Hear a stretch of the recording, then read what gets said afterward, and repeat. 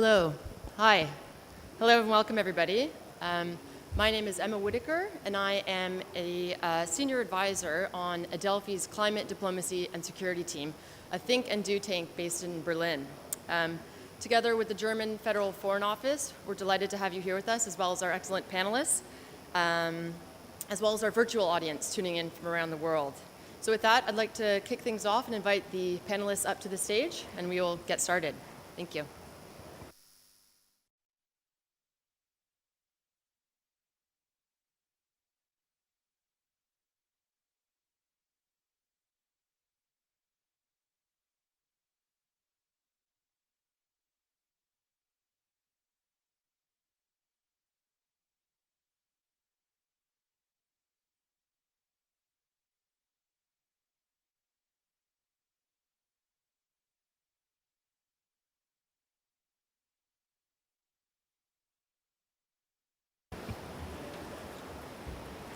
Perfect. So today we are here to shed light on the way that climate change is undermining peace, stability, and security around the world. We're here to connect the dots between the critical action that is already being undertaken in this space.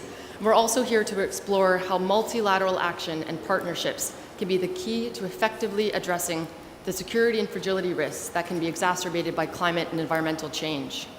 As many of you might know, the evidence suggests that climate-related conflict is more likely to emerge in regions that are highly vulnerable to climate variability.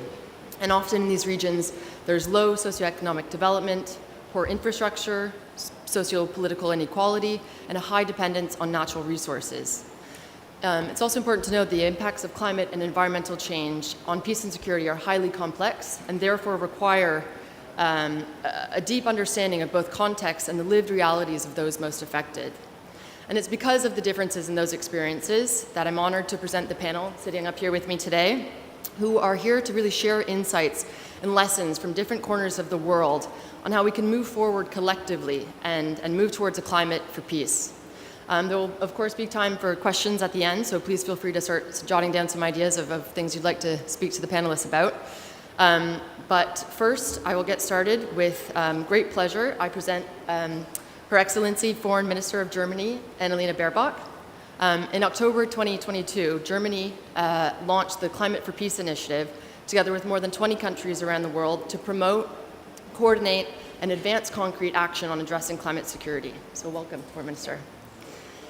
Second, please welcome Christianne Zakour, regional facilitator for small island developing states with a major group of children and youth, a region, of course, with many powerful voices representing the front lines of climate change.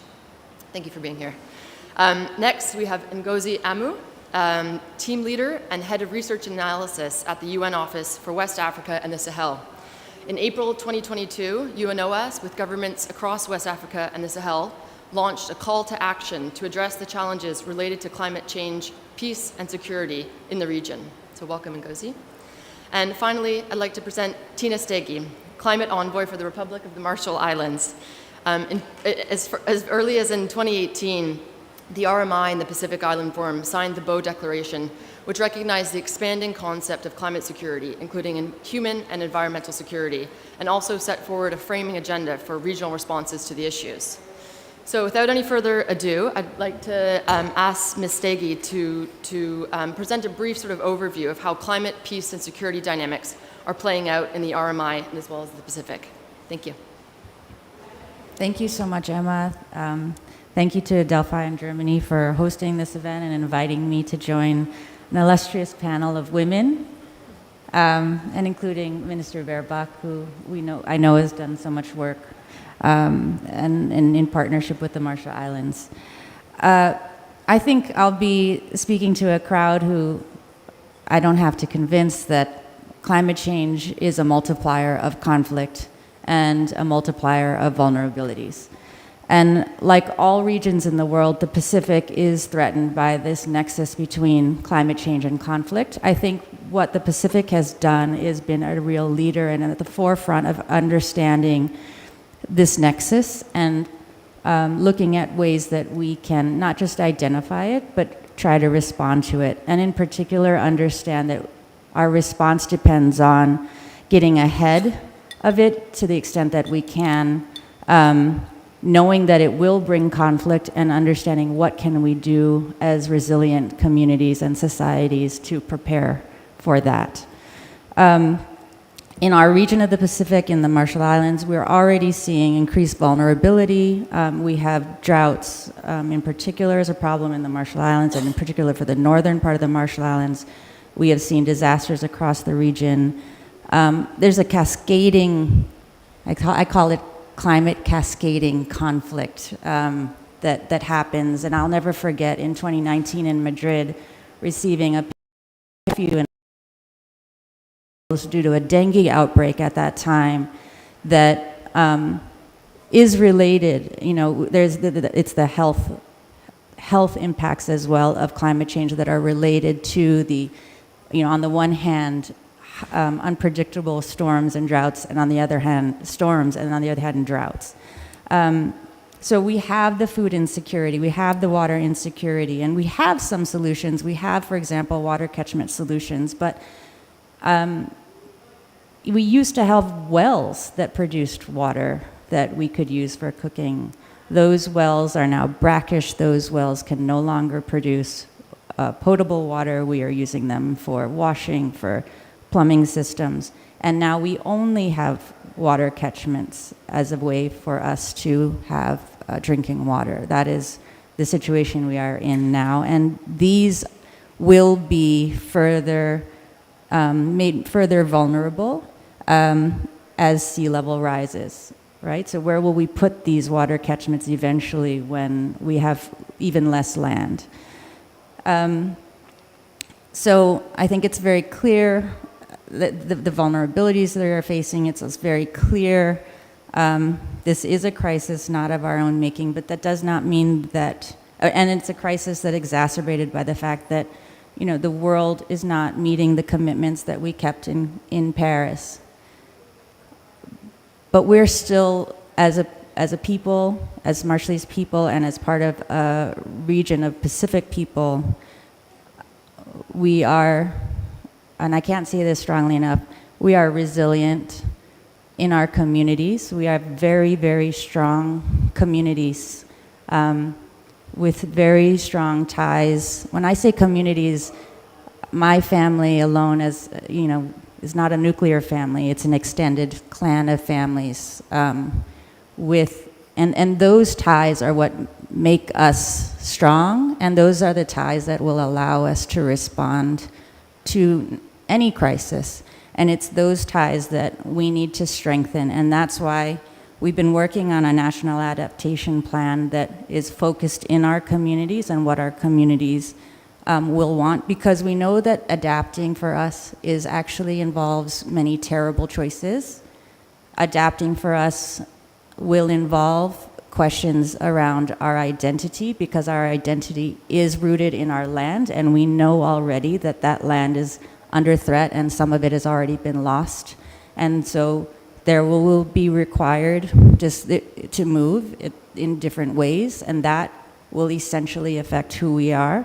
And we need now to have plans in place that allow us to face that, to manage that difficult choice that is in front of us and that will even more be coming at our way. So this is just to give you some idea of why security is at the heart of what climate change means for the Pacific. Thank you very much. I'd like to hand it over now to Ngozi Amu to give us a bit of a picture of how these are unfolding in West Africa and the Sahel. Thanks. Thank you very much, Emma, Your Excellency, and dear panel members and the audience as well. Let me just first say that I work for a regional political office covering 17 countries, and we have a UN Security Council mandate to look at the adverse implications. The part that deals with climate change is looking at the adverse implications of climate change on security. But when you think about this relationship between climate change, peace, and security, I think it's important to think about it to focus on two things: the exposure to climate change and the vulnerability. And I think what's so specific in the region of West Africa and the Sahel is that the exposure This is one of the regions that is the most affected by climate change. The speed of climate change in the region, the IPCC has reported on this repeatedly, on the increase in the temperatures and also other weather events. And then the vulnerability. 60 to 70% of the population in West Africa and the Sahel are either farmers or livestock producers. And then, of course, you know that this is a region that is tragically now seeing the spread of terrorism and violent extremism at a very worrying speed. And then added to this, you have all these issues about lack of resource governance, lack of state presence, especially in the Sahel, and you have overall high poverty levels and so on. So taking all this into consideration, this is what makes this vulnerability to climate change so acute. And then how does this then link with this security issue? And I think we've spent a lot of time trying to understand that what we talk about is this concept of human security. So it's just not hardcore security with weapons and so on, but it's the fact that climate change impacts these populations in terms of access to water, to land, to shelter, to being able to take care of their families. And in many cases, they are forced to move to new communities that are not ready to receive them, and so there are tensions involved with that. There are also issues of farmer-herder conflicts, and I think you've heard about that, the increase, the spike of that in the region, but also competition over land and water amplified by climate change among fishermen and traders and herders and all types of professions in this region. And so these are the tensions and frustrations and triggers of insecurity and conflict that we are looking at in the nexus of climate change, peace, and security in West Africa and the Sahel. Thank you. And finally, I'll turn to Christianne to give us an overview of what you're seeing in terms of climate, peace, and security dynamics. Thank you. Hi, everybody. I'm not sure what I could add that my colleagues haven't already touched on. But I come from a small island similar to Tina, and that is my perspective, seeing peace building playing out on the ground in a small island. It's not what I would have originally thought of peace building when it comes to large countries, but because of our nature as small islands, we are still exposed to conflict and factors that can cause conflict. So, for example, Trinidad and Tobago is a mineral and resource-rich country. We engage in the oil and gas sector. We have mineral extraction. We also have some farming, but not as much as we need to ensure food security. And something happens, not just that. I also want to mention that we have squatting happening, unregulated housing, and people building on slopes and hills. And what happens when all of these things intersect? You have things like the land stripping and deforestation. It contributes to flooding, which is exacerbated by climate change. The flooding that we've had in Trinidad has been phenomenal this year. It's truly awful stuff.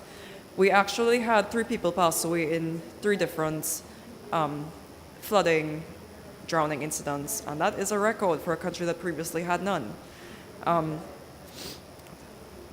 We've also had farmers who have lost crops, fields of crops, because of it's underwater and they couldn't sell it because of it's been contaminated with E. coli. And what does that mean for food security down the line? And thankfully, Trinidad has never gone this far, but I want to also recognize the in the aftermath of a true hurricane, not the tropical storms and waves that we are accustomed to, looting, when people become desperate. Conflict is not just something that happens on a regional scale, it happens at the interpersonal level too, between people. There was a town in Trinidad that was severely impacted by the a storm in 2018, a storm that actually destroyed one of our highways. We had to rely on parametric insurance to be able to rebuild it. The people in that community, to this day, when they see gray clouds, I've heard that they start to pack up their important things, so if they need to run, they can leave immediately. And I think that's all that I want to say now. Thank you. Thank you very much to our three panelists so far for presenting these very real and urgent challenges. Foreign Minister, I'd like to bring you into the conversation now. Can you tell us a little bit about sort of what is the shape of the responses that we need to see in order to address these pressing challenges? Well, first of all, thanks for the panel, and I think the good news is that it's not only the countries directly effective, as we have heard from Tina, Christianne, and also Ngozi, what's happening in your countries and how climate crisis is a risk to your security, but that we have understood almost in the whole world, definitely also in Europe, that climate crisis is a source of conflict, and it endangers our common peace, and it's even harder a driver on existing crises. When I've been in Mali and I was standing on the soil where in the 60s they grew cotton, and then a villager told me, well, I was picking the cotton back in time, and now I see those terrorist groups near our villages trying to recruit my sons because they cannot be farmers anymore, and I see already how nomads are going to the same left green spots we even have, and now we are in conflict with the nomads as villagers. We see how big the problem and the challenge is. The good news is, I think that we all realized, Ngozi has mentioned the question of human security. For example, in the new NATO strategic concept, we underline now also as NATO saying that climate crisis is a threat to international peace and is an even bigger threat to human security. And this is why we just have not to give only military answers, but obviously tackle the reasons for the climate crisis. So one, you mentioned our peace initiative from Germany, and ask what can we do? Well, first of all, obviously we have to reduce CO2 emissions as much and as quick as possible, and we're debating it here. But we know already we live in a 1.2 degree world with all the effects we have been describing. So our idea from the Peace Initiative is, besides reducing the CO2 emissions directly, that we are getting better in preparing when the next climate crisis hits a country. We know, and this is a good thing about technology, we can predict already 20% of all climate-induced crises. So climate prevention action, which is actually peace work in this regard, has also followed this track. So under the Climate for Peace initiative, we are calling on other states to an anticipatory spending. So far, we spend only 1 to 2% of our climate money on humanitarian aid for anticipatory aid. If we know that we can prevent 20% of the horrible results my colleagues have been describing, we should also use this money for prevention work. And this is, for example, concrete. If we know a tornado or another storm hits in 1 week's time, we shouldn't prepare our humanitarian workers to leave in 7 days, but we should send them immediately to evacuate people before the storm hits, so we don't have to compensate afterwards for loss and damage, but hopefully save life and also save cattle, save other systems. So using these kind of things. Then, if people are being already affected by the climate crisis, by their own security, looking what we can do. For example, we launched a new initiative in refugee camps. In refugee camps, you have diesel generators, so you have huge fossil energy in the camps, which is also a risk for security, because if you have an attack on the camps, obviously it's way more dangerous to attack these diesel storages than if you attack a solar panel. So we are investing now also part of the money and saying how we can build renewable energy not only in villages but also in refugee camps. And also, for example, we have the UN mission in Mali currently, also in this military basis, because it's the same. Fossil fuel energy is a risk also for the soldiers there.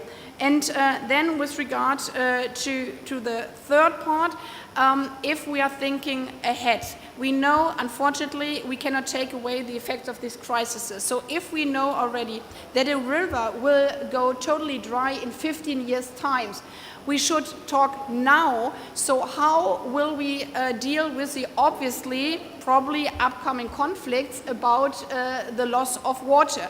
And we have a project in this regard, for example, in Uzbekistan, because Uzbekistan consumes about 90% of the water supply for agriculture. Anyhow, in Central Asia, they are heavily affected also by climate crisis, and they are also regions where they had neighboring conflicts for a very long time. So looking now at this lifeline of an entire region by a river, where we know that it goes through different countries, we have built together with the OSCE, the Organization for Security and Cooperation in Europe, an irrigation canal in Bad, so a canal system over the 3 different states, looking every hour, and good here again with solar energy on all the spots along the canal to see how high or low is the water. So we know already a couple of weeks ahead that the country last in line of this new canal, because the river is not there anymore,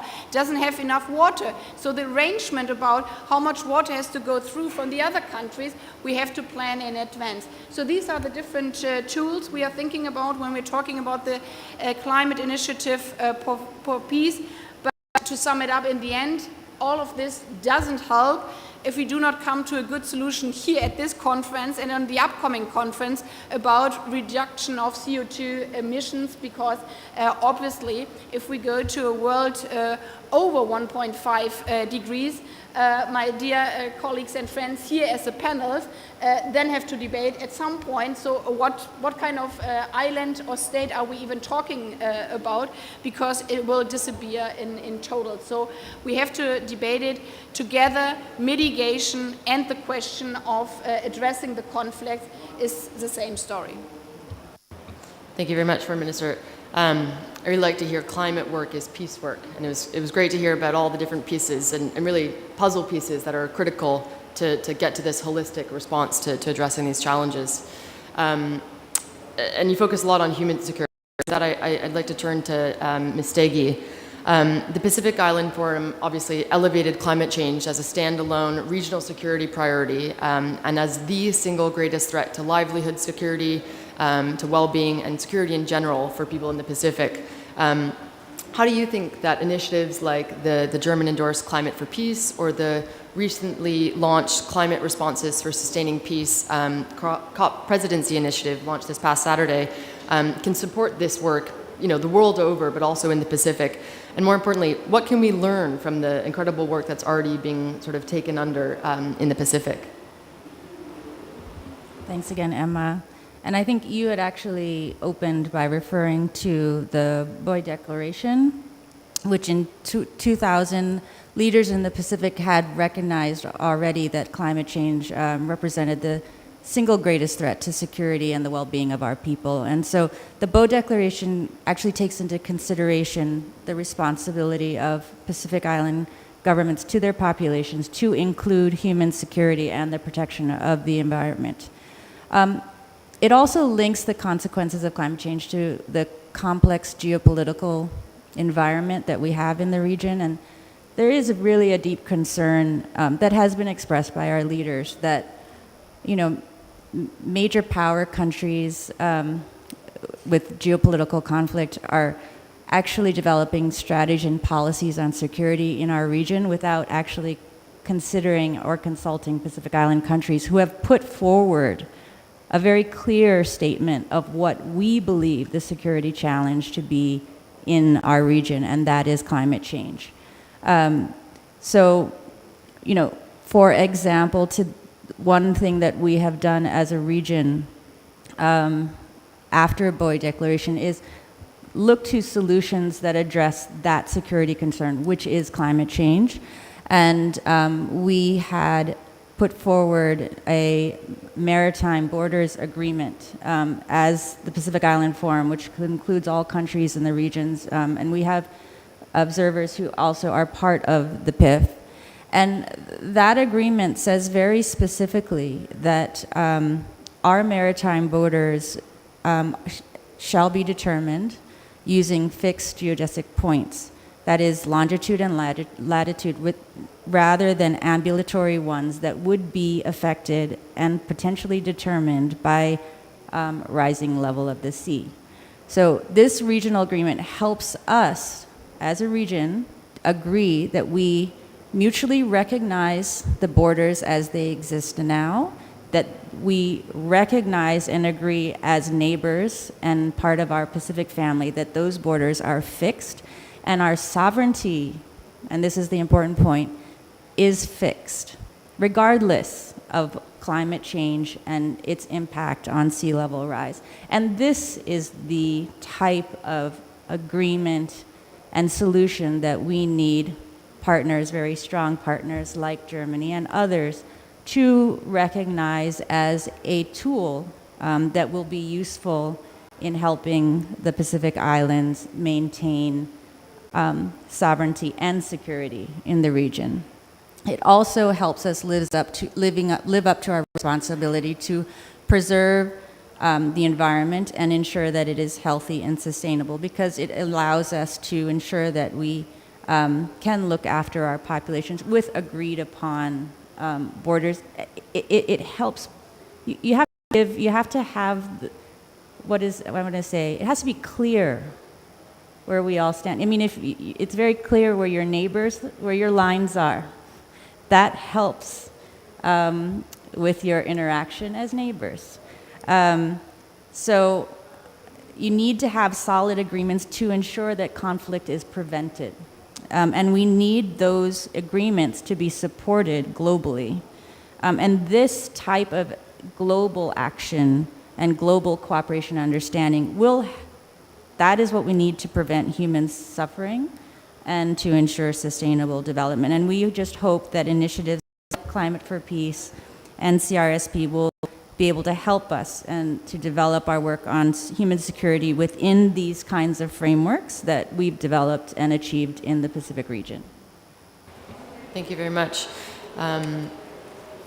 It was great to hear you talk about the geopolitical sort of environment in which these contexts, these challenges unfold. Obviously, the impacts of sea level rise or changing precipitation patterns is going to have different implications in one part of the world from another, but also about the importance of agreements and collaboration.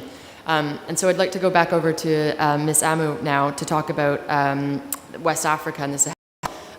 UNOS put out, together with the governments in West Africa and the Sahel, a call to action earlier this year that highlighted the adverse implications of climate change on the maintenance of peace and security in the region. And in particular, the call to action focused on integrated partnerships and collaboration.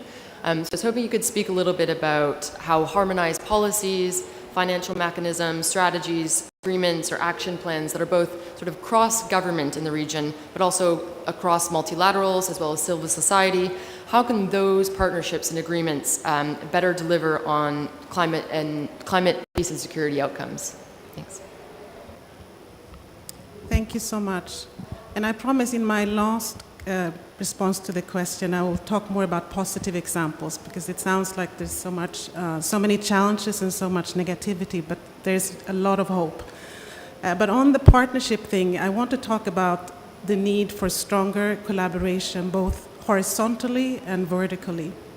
Because I think horizontally what we have tried to do in the UN Office for West Africa and the Sahel is to really realize we are a political office, but to address climate security issues, we really need to work with the UN system, colleagues who are experts on the environment, who are experts on gender issues, who are experts on security issues, development, and so on.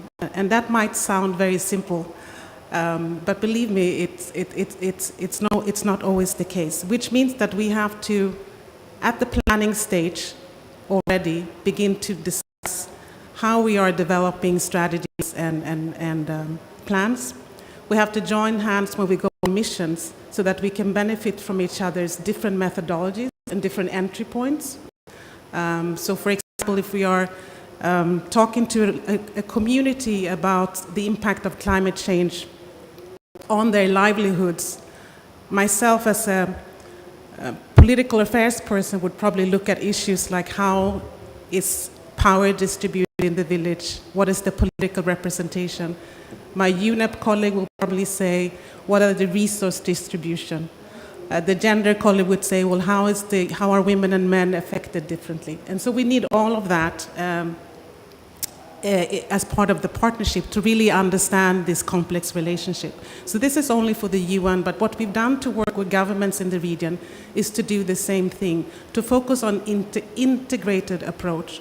So for example, when we work with ECOWAS, which is our main regional counterpart, we have said, instead of only working with the political department, we are now opening it up so that we are working with the environmental department, a department dealing with agriculture, the department dealing with early warning. This is a lot of work. This is new to us. This is changing our way of thinking in many, many ways. So it's an experiment too. I want to be humble when I say when we try to do this work. I think the same is needed in the donor community. I don't have clear directions for how that will happen, but it definitely has to happen if we are going to address this in a sustainable way.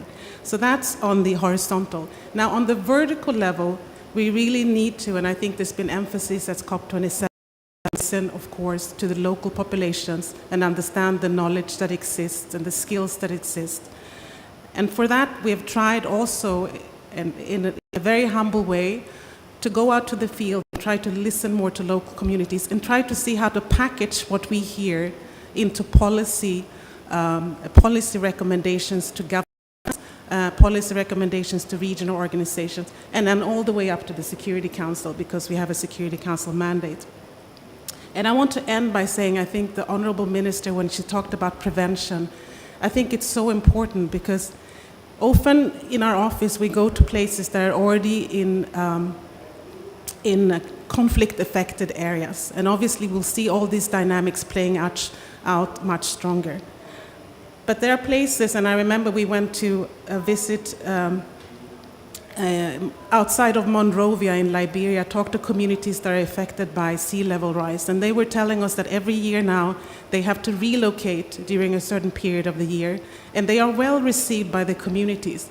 But they said, if this continues, and we actually have to stay in those communities and can't go back, what access will we have to land? How will resources be shared? So what can we do already now? And this is in Liberia, which is not a conflict affected, but you think about the same dynamics in other areas. So I think prevention is so important, and I'll get to that when we talk about the financing, but to really take risks and to really invest in innovation so that we can get this right now and not later. Thank you. Thank you very much. Really appreciated the discussion about sort of bringing together and working cross-silo. And I think that speaks to the point the Foreign Minister made about a holistic response. And importantly and positively, you highlighted that we have these expertise. It's about bringing these people together to work concretely and harmoniously. And to go a little bit further into the horizontal and vertical discussion, the vertical aspect really brings up concepts of inclusion and about whose voices are a part of these discussions.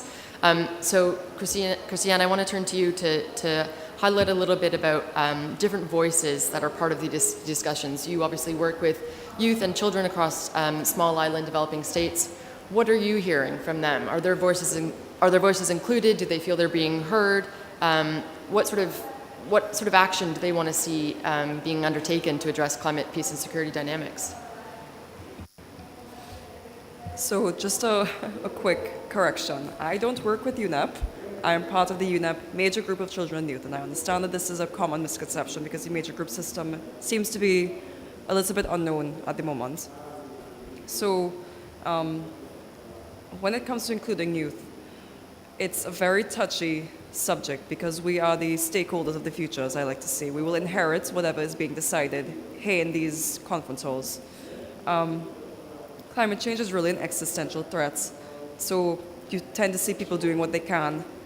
And at the moment, young people are excluded both from the negotiation halls. If you're not in a party, then it's very hard to access the rooms. And even from the panels, because we are not really seen as experts. I'm quite happy to be here to be seen as an expert because I'm a young person, I kind of am. I want to bring the audience in on this one. How many of you know about the tomato soup protest? Raise your hands. About 1/3 of the room. And of those 1/3, how many of you listened to what the female protester said afterwards? What she was shouting? 2 people? Yes. So you tend to see young people doing what they can to make their voices heard, and it sometimes tends to be the vandalism, outward sort of show of anger, because it seems as though nothing is being done, we are not being included. And certainly people heard about the tomato soup protest, and I personally don't agree with it because I don't like vandalism, but it was an action, and I fully agree with what the protesters said afterwards. It is a way, it seems to be the only mechanism to have young people included at the moment. But I also want to switch gears and talk about an initiative that took place in the Caribbean by UNESCO. They ran a pilot project called Youth as Researchers, and they took in some young people to research peace, and they found out, I can just summarize some of the brief findings. Some factors hindering youth participation in policy formation: little access to social supports, location, not being able to access, political affiliation, lack of interest, and fear. And the main recommendations were awareness raising among young people to raise the issue of peace, because peace is not,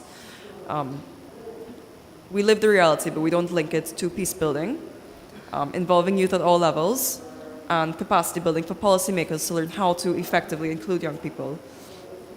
And I also want to talk about a story about like an on-the-ground reality of accessing justice. So in Trinidad, we tend to have communities who are excluded. This is not just young people, this is communities as a whole. And things will happen, like their roads will fall apart, or they will have a flood, and it seems as though they are left to the end to be fixed. And when this happens, people will burn tires, they'll block roads and make a big deal, because that is the only mechanism available to them at the time.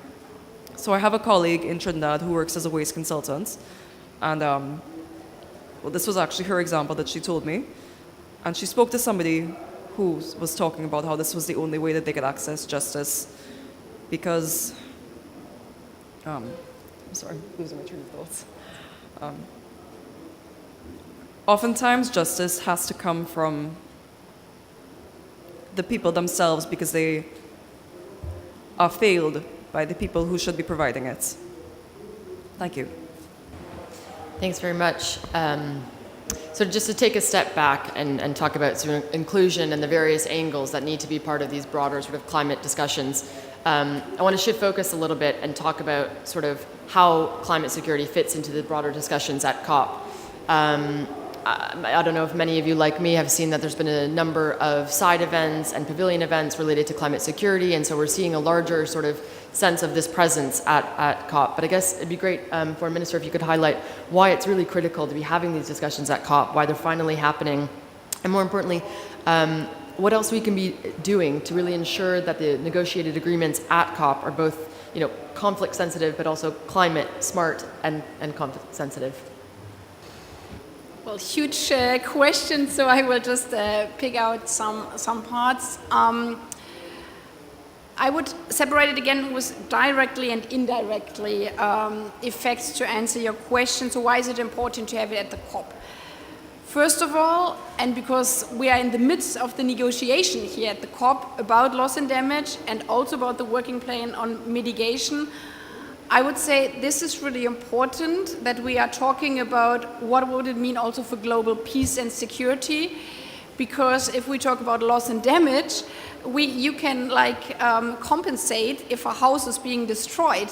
If people are dying, you cannot compensate this. So there is no loss and damage mechanism for people who died because of the climate crisis or died because of conflicts or wars caused also by the climate crisis. So I think to bring into the discussion also this perspective is really, really important, and this is why I'm lobbying so much, and I think we took a good step here, bringing loss and damage at the agenda, and Tina and I have been discussing it in the last months very intensively, how important the loss and damage issue is, but that it shouldn't push aside the mitigation question, because some things we cannot compensate by money. So I would really call also to those in the group who are engaged in the talks and discussion for the working program on mitigation, why this is so crucial if we are talking about peace and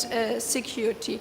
The second part, I would say, is bigger than the text which we are producing, because the COPs are also about bilateral or multilateral projects with regard to renewable energy, but also for peace and security. So I think at the COP it's really important, if we talk about the conflicts, to get really concrete. So if Tina is saying that we have to talk about the sovereignty of her states, of the island state, this is then a task which we have to bring into the discussion at the different UN level. For example, the initiatives with the International Law Commission, where we are discussing currently what are the future rights of states which won't exist anymore, hopefully we're preventing it, but what is the citizenship of people who have to be resettled to actually other countries, and we have seen the first cases already. So this would be a follow-up of these climate conferences for the future. But also the question, for example, if a country cannot invest in education, who is going to pay for it, because you had to pay so much money for adaptation that people are actually surviving. This is also a legal follow-up. We won't have it under the UNFCCC system, but we definitely have to bring it to the other UN bodies and boards, and also to many legal experts, how we deal with these points. And the third point I would like to make also for this COP, because, as I said, we're still in the discussion. I think it's not only hard for women, but for everybody at this conference, that the gender debate ended without any result, because it's very nice that we are having here only female representatives speaking at the panel for climate and crisis. But when we are looking at the leaders speaking at this conference, then we saw that out of 110 world leaders, only 11 were female. And this is obviously not a coincidence, but it has structural reasons. And this is why also for the COP documents, we have to have the gender perspectives in the final text, because obviously climate results hit people differently. If you have a lot of money, if you have little money, if you're a man or if you're a woman, if you're just giving birth or if you're living in an elderly home, the effects of these are totally different. So if we are talking about prevention and we are not having the gender perspective or this perspective of indigenous people, of young people on our agenda, we will probably forget, if we relocate a village, that relocating a birth station of a hospital is way harder than relocating a house where only 50-year-old men are living. And this is why, for me, it's so important to have these dimensions also on board.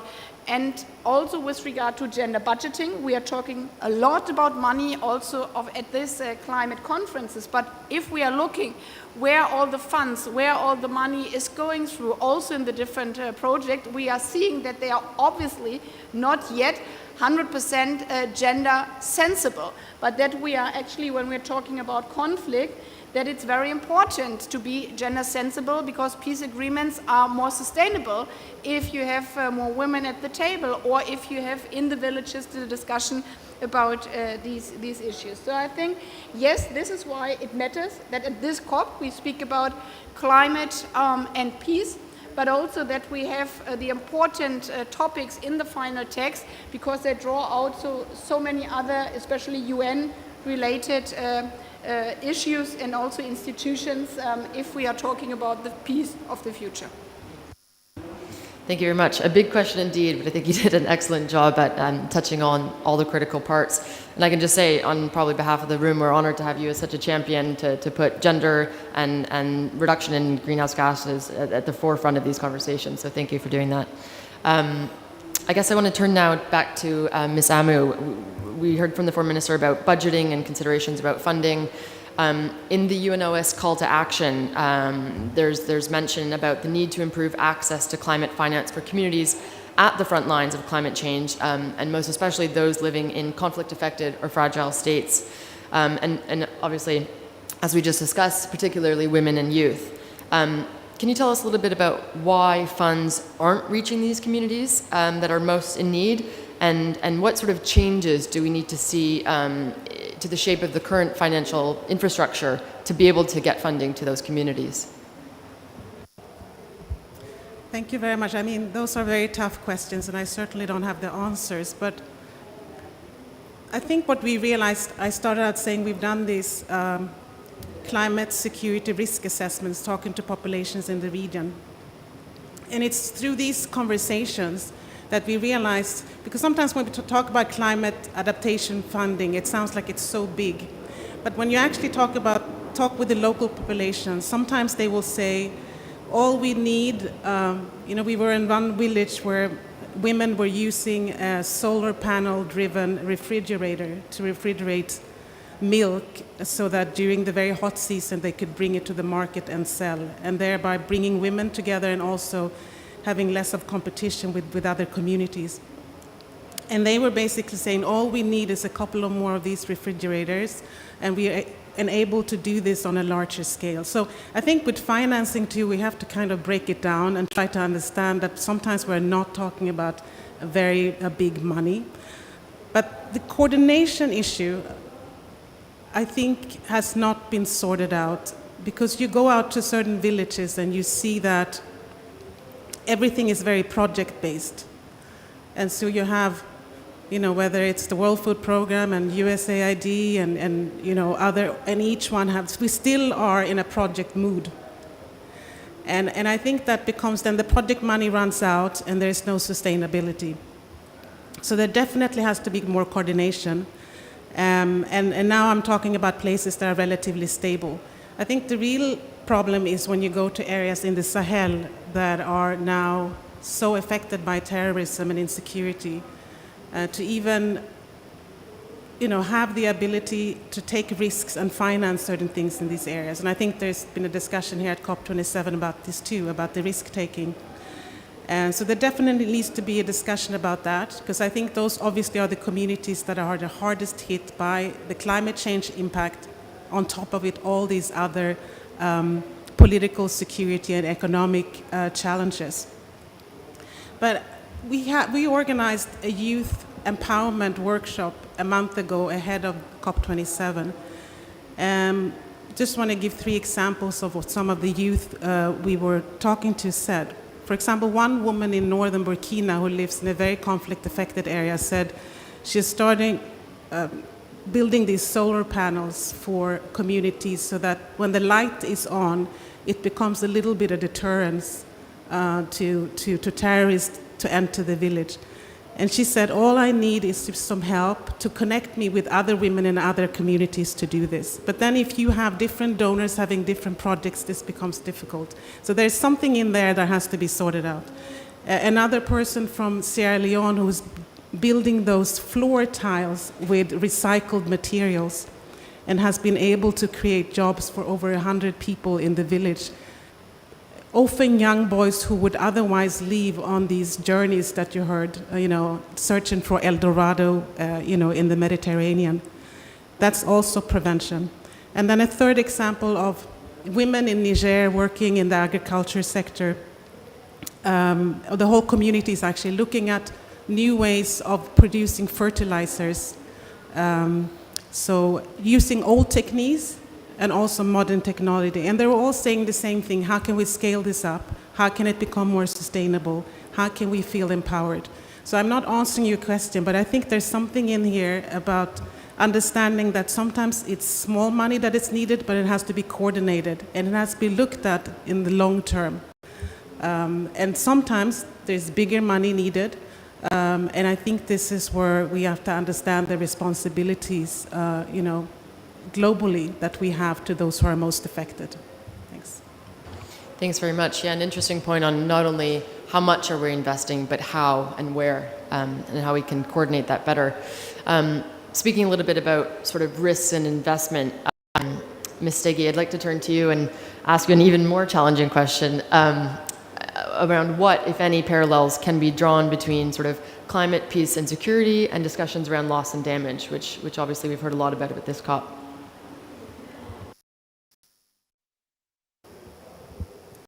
Thanks. Yeah, it's a tough question. But I think, we've all spoken to the fact that climate change, there doesn't have to be this fatal connection between climate change and conflict. We can do things to prevent, to mitigate, to make ourselves more resilient. It is the lack of anticipation, it's the lack of cooperation, it's the lack of support, including financial, that feeds conflict.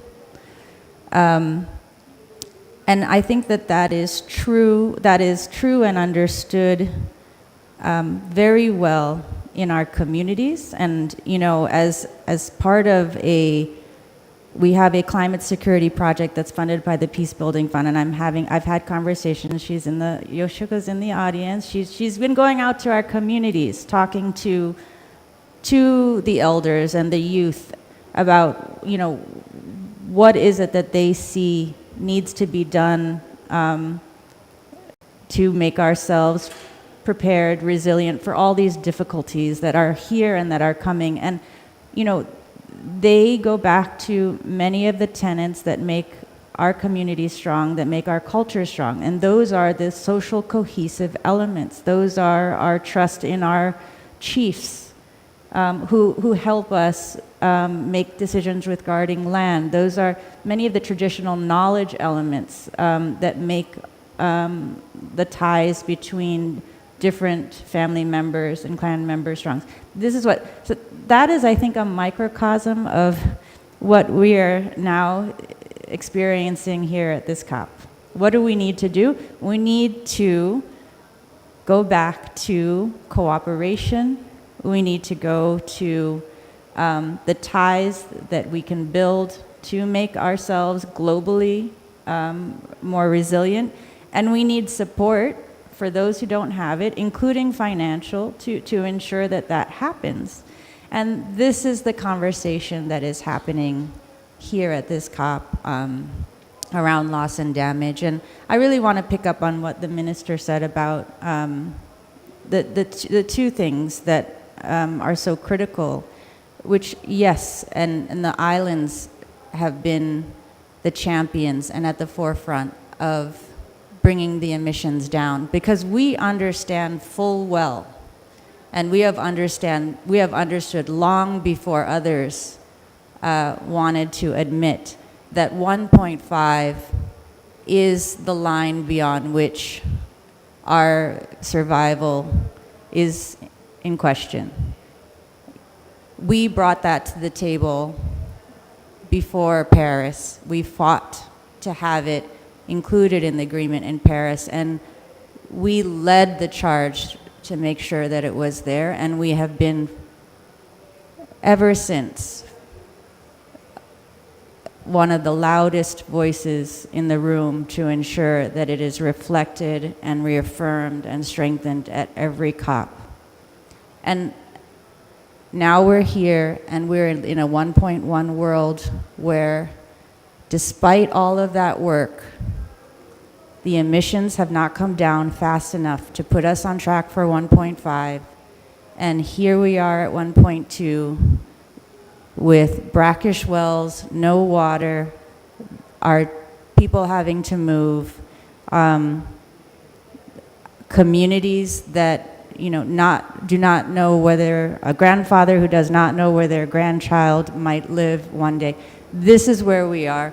We are dealing with loss and damage. It's here now, and we need the rest of the world to help us and come together with us to manage that, just as we have been coming together with the rest of the world to push for the 1.5 world that we need. And so the COP provides a space, but it's only the extent to which the parties in it use the space effectively to come up with solutions that it then can have the impact that we all need. And it is, and the minister knows, this is a difficult COP. They're all hard, but I think this one is particularly hard because we are coming up now against the reality of the fact that we haven't done enough, and many, I would say 3/4 of the world are suffering without any recourse. Everyone is suffering, but there are places in this world where governments have resources to help their people. In the vast majority of the world, governments don't have those resources to help their people, and they're looking to have help and solidarity to get to where we can do that. Thanks. Thanks very much for the intervention. Very, very sobering reality of the state of play where we are. That also evokes for me concepts of justice and solidarity. And so I'd like to turn to Christianne to focus on that. We know that addressing climate crises is a matter of justice for those who have contributed less and as Ms. Stege said, are suffering more. And justice is also about creating the conditions in which all communities can thrive. So how do you think, another challenging question, how do you think climate security, loss and damage, and justice can all be sort of linked together to potentially move conversations beyond where we've seen that there's been stalls in the current COP, for example? And do you think there's anything from that connection that we can use to carry these conversations forward as well? A very long and complex question. So, peace is not just the absence of conflict, it is also the presence of justice. So we have to look not just at removing these negative factors, we also have to look at creating the conditions in which peace can thrive. So that would be things like having open discussions and the freedom to feel safe and comfortable and all these really important things in our lives. So Tina has touched on climate change being a cross-cutting and its threats multiplier. And we of course know the impacts of loss and damage around the world and the impacts of climate change. Loss and damage is actually 4 times more likely to affect countries that are located within the Tropic of Cancer and the Tropic of Capricorn. So in the last decade, there have been a lot of impacts. To look at, well, I can only give some suggestions about how to create conditions for peace to thrive. That is enforcing transparency at all levels, to have that open conversation, to have the common ground and the respect between parties. So the waste consultant who gave me the story about the tire burning, she had previously worked in the quarry industry in Trinidad, and she explained to me how she pushed for transparency at all levels to talk to communities about what they were facing and how to come up with solutions together. And they appreciated it, even when the truths were uncomfortable and hard to take. We can also push for inclusion of relevant parties and stakeholders, such as the youth. The intergenerational perspective really is very important. And especially so, as I mentioned earlier, when young people feel as though they have to resort to the last resorts, which can lead to people criticizing them or judging them because of the nature of the protest and not the reason for the protest. So, a point I have here before I forget it, because I do think it's important to mention, justice and peace is a process and an outcome. And it can come from the regulators on the top as a top-down approach, or from the communities themselves creating the conditions as a bottom-up, because communities know what's best for them and they can best advise on what they need. To close off about specifically the negotiations. So I am a climate justice advocate.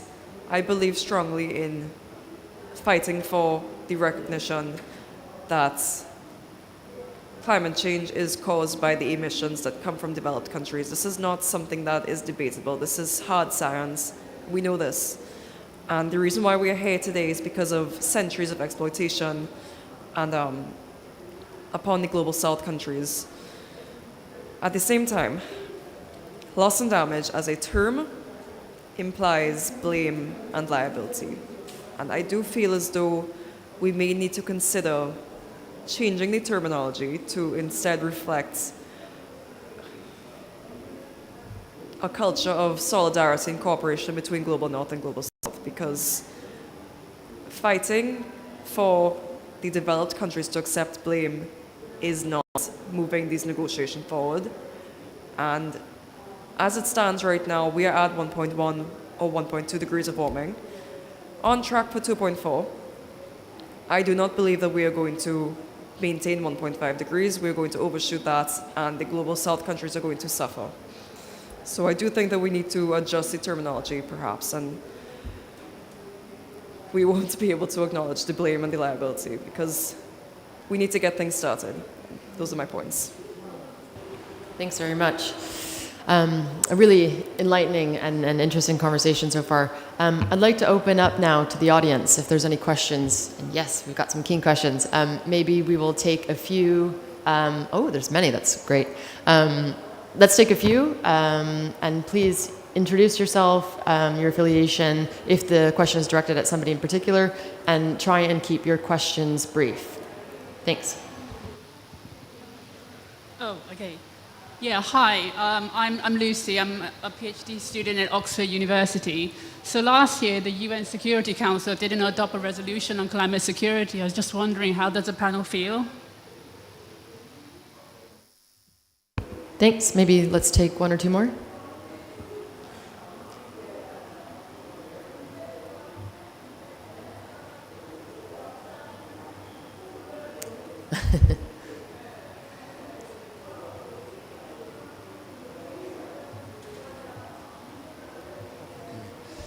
My name is Günther Herrmeier. I'm working in Germany with nuclear issues, and I would like to ask the Minister if she could give us her opinion on the immense push that's happening here from the nuclear industry to be a solution to the climate crisis, which is connected to all what we were talking here about. They present themselves as sustainable, and as you know, the industry started with bombing the Marshall Islands, and we are now facing bombing of a nuclear power plant in Ukraine. So can it be a secure issue to go for nuclear in connection with the climate crisis? Thank you.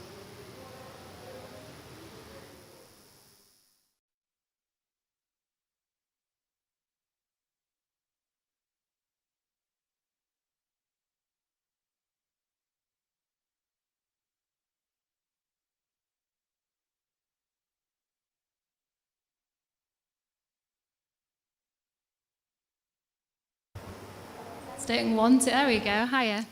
So my name's Ellie, I'm from the Conflict and Environment Observatory in the UK. And I think when we discuss the intersection between peace, security and the climate, it's really important that we acknowledge that whilst climate change will cause additional conflicts, conflict and military activity is also hugely contributing to the climate crisis. Military greenhouse gas emissions are estimated to be 5.5% of global emissions, and yet many countries fail to report their military emissions, which results in greenhouse gas inventories being inaccurate, which is a huge risk to our climate action plans. Even Germany significantly underreports its military emissions. So this is a question for the Minister. Given your impressive work in this area, which is hugely valued, is this something that Germany is willing to address? Thank you. Okay, good 3 questions to start. Perhaps, Minister, you can start us off, and if there's anybody else that wants to add into any of those questions, we'll run through the panel. Thank you.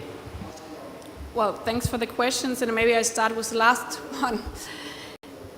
In the perfect world, we wouldn't have to talk about climate change and also not about military spending, but unfortunately, this is not a perfect world. Now with the Russian war, we had to even decide to increase our military spending in Germany because we see that the European peace order has been attacked by Russia. So in theory, I agree that with regard to military, we had to look at the emission. In practice, unfortunately, this Russian war has led us to the case that we are investing now more in military and in defense. However, even though I think this is a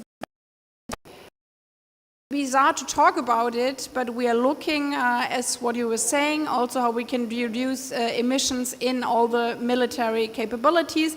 This starts by basic things, like when we are having an energy efficiency standards in Germany for every supermarket and for every school. Obviously, this also has to count for, what's the English word for Kasernen, where the soldiers are being housed and where they practice. So far, we didn't have that in Germany, so this is a minor thing. I was talking about our military presence in UN missions worldwide. We are looking how we can put renewable energy also at these military missions there, not only for climate issues, but also for protection issues. But obviously, jet planes and air fighters, they are not only a cause to peace and to fight back war, but also they use fossil energy. So also in this regard, with regard to the Russian war, this is causing many problems. With regard to the nuclear issue,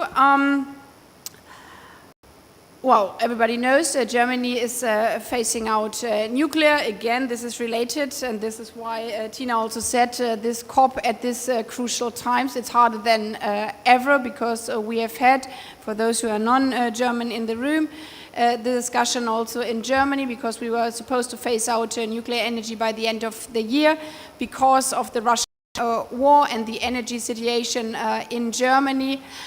We have now the situation that we prolonged it for 3 months. However, as the person who asked the question knows, we are totally phasing out of nuclear energy because we believe that there are other threats than CO2 emissions. We have it with the waste. We in Germany don't know how to finally solve this waste problem. I think nobody on the planet knows how to deal with nuclear waste, and we have seen already in Europe with Chernobyl. This was when I was a child, and I remember very well that my mother told me not to go out to a playground because when there was this accident at the Chernobyl nuclear power plant in Ukraine and Belarus territory, it was even felt in Germany, and this is why we are so sensible now at the current situation when we are talking about nuclear power plants in Ukraine being shelled from Russian soldiers, because we know from the past that the effects could be all over Europe, because as CO2 doesn't know any borders, also nuclear radiation doesn't know any borders, and this is why we in Germany had this phase out of nuclear. Obviously other countries took different decisions, but this is a track we followed. With regard to the question on the Security Council, is the woman still there? Yes.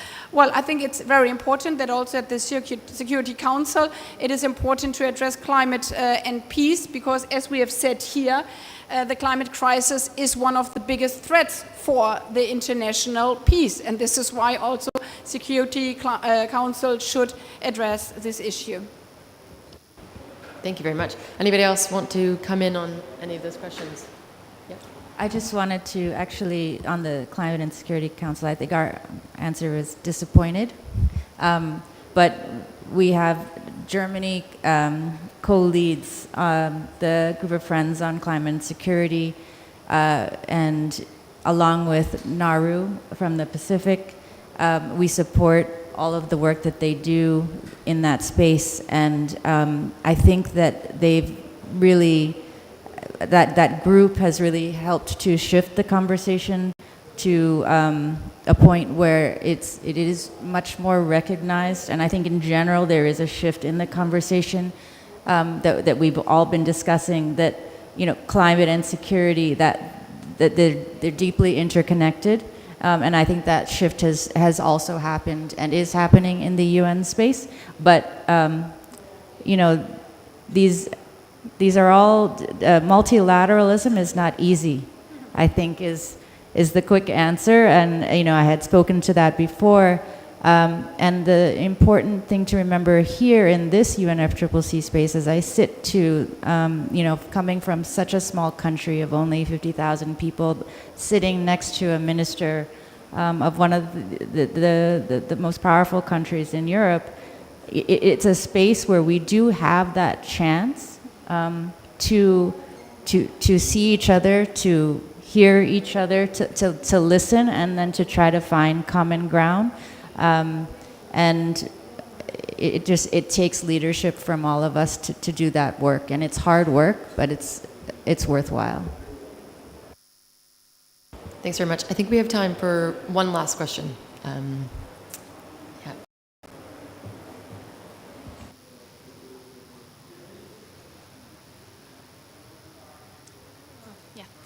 Thank you so much. I had a follow-up question in regards to militarism and the conversations that we have.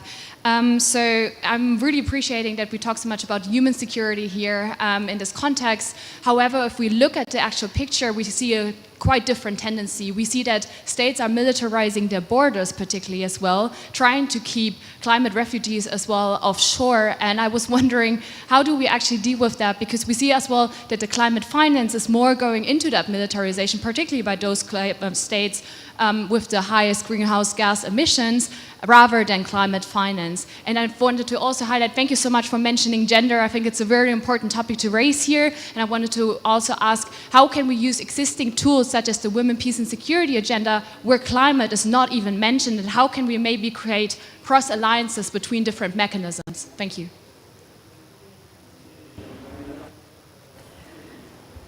Well, to end also a bit with a good note, and I really like this about this panel. I mean, everybody can complain, but finding the solutions is the harder job. So I think this is very important that all these conferences and also side events are also focusing on finding solutions. So I think when you ask the question about women, peace and security, we can see the development, because when it has been passed, Resolution 1325, we see obviously that climate change was not one of the biggest threats for women and for security. And now we see that this is kind of common sense. We have many, many conferences, not only at the COP, but we had a conference a couple of months ago in the German Foreign Office exactly on this issue, where the gender dimension was really, really high, because we know that women suffer from both the most in societies.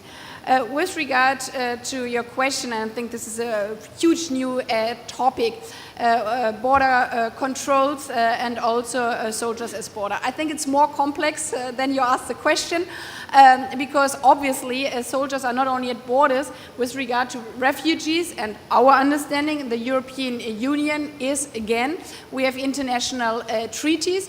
There is a right to find a safe haven when you're fleeing of war, when you're fleeing of conflict. This is also for my country, our responsibility with regard to our past. So we have a refugee policy in the European Union and also in Germany, based obviously on the Human Rights Convention. So you have to let people enter your countries who are fleeing for their life. We have a separate discussion, as many of you also know, about the question climate refugees, we're calling it. Yesterday I was talking about the Nansen Initiative, and this is also something we are talking about. So what would it mean with regard to people fleeing because they are losing their home? I'm being very frank and open here. I know what some NGOs are calling for. However, opening the Refugee Convention in a situation where some countries, stakeholders, leaderships just would like to abolish the Refugee Convention, I think is a really, really dangerous topic. Therefore, me as a German foreign minister, I'm engaging so much on different initiatives where we are addressing the issue that obviously people are fleeing also because of the climate crisis. We know that people actually flee 3 times more because of the effects of climate crisis than by crises. So we have to find a solution on this, especially if we face a situation that they cannot come back to their original region. So it's a bigger topic, I would say, due to this. And obviously, unfortunately, we are also living in a world where neighbor states are invading their other neighboring states. So this is why also I believe we need in these kind of cases, as now with regard to Ukraine, but we do have more military conflicts around the globe, that we have to stand with those countries who being the victim in these cases, and they have a right to self-defense, and there are some situations where you can only defend yourself with military, like in Ukraine, but also like in other countries. Thank you. Thank you very much. Thank you very much for your questions. We'll have to wrap up a little bit early as the Foreign Minister has another event to get to, but I just wanted to briefly take advantage of the fact that we're towards the end of COP, and if I could kindly ask the panelists to just give a brief idea of one lesson that you'll take from this COP into your work ahead. Just a brief idea. Maybe you could start with you, Ms. Emma.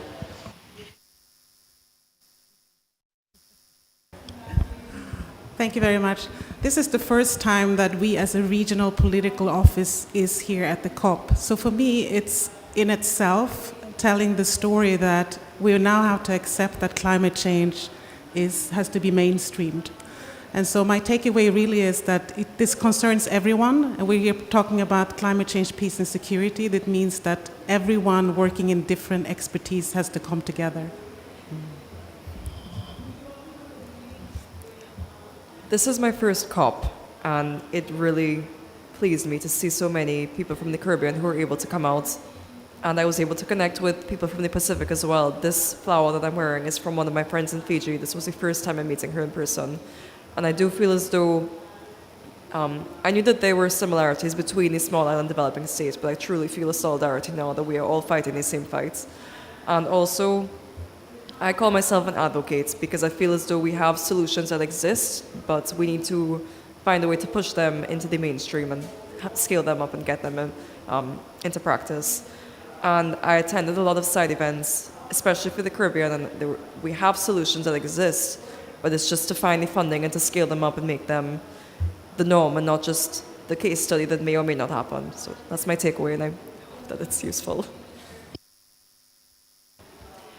Well, I take with me something very practical, actually, because Ngozi Amu and I haven't met yet, but I think the work the UN office is doing, and you are obviously doing in West Africa and the Sahel, there are so many good initiatives which we can join our forces. So I take with me from this panel the next time, and I go there very soon, we should definitely work together, because this is something I think where we have to get better, and Tina was also mentioning this.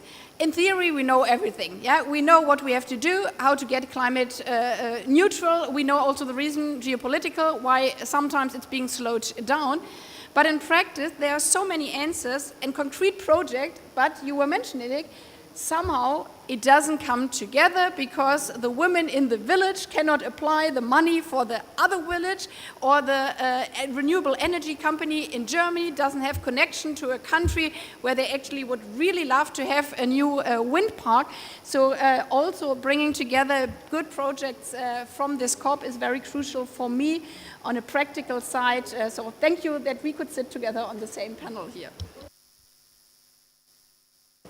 I think that I take from this COP what I've taken from some other COPs. I won't say, I haven't been to that many. I know others who have been to far more COPs than I. But I think each COP is, as I've said, each COP is a difficult COP, because these are such important issues for everyone, but certainly for those of us who come from the islands. These are issues of the heart. These are issues of the family. These are issues of our future. We take these so seriously. We come here, we share our stories, and we come looking for solutions. And definitely in this second week, you can get a bit discouraged. But at every COP, I come back to what is the most important, is that this is a space where we can come together. It's made for us to come here, to work with each other, to find solutions. We just have to have the will on all sides to do so. Wonderful. Well, thank you again to the audience for being here, our virtual audience as well, and to my panelists. I hope you enjoyed the discussion. So thanks very much.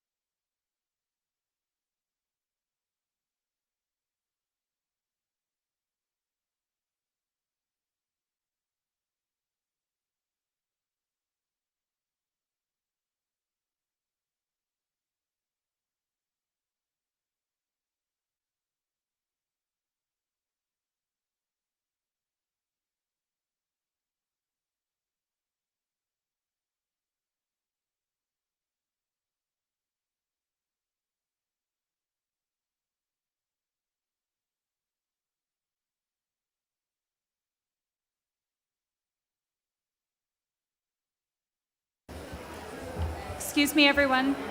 We need everyone to clear the room, please. Everyone needs to clear the room, please. Thank you. Here, the meeting of the ministerial. Yes, we're clearing the room so that we can make sure that the only people in here are the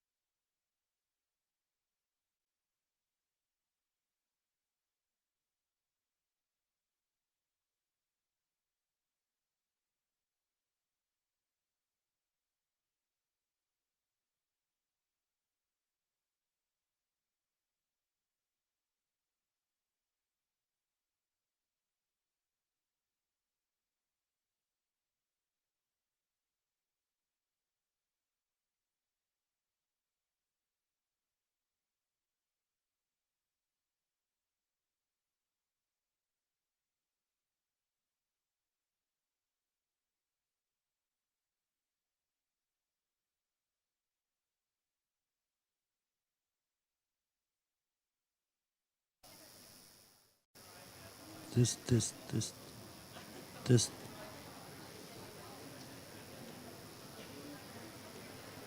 قريب من الترددات عندك؟ قريب من حاجة عندك؟ بشوفه. لا لا بعيد.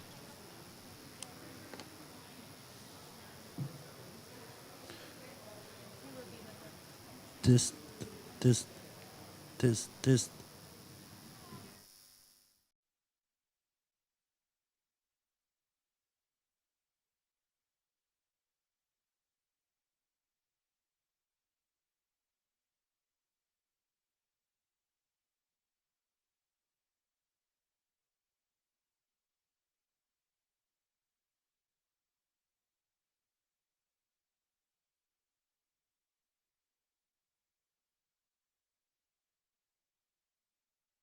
هلو هلو تشيك تشيك تشيك. ايه؟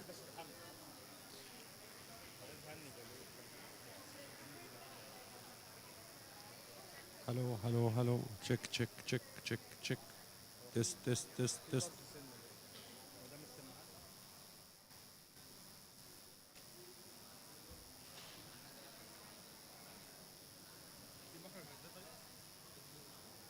ده هو ده اللي شغال معاك.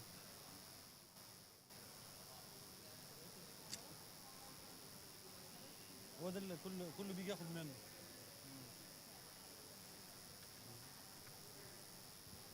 تشيك تشيك تشيك تشيك.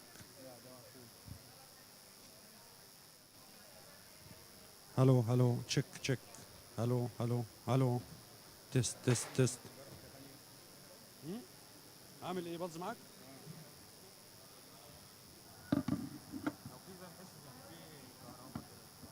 على صوت الفيديو ده عم ايمن شويه.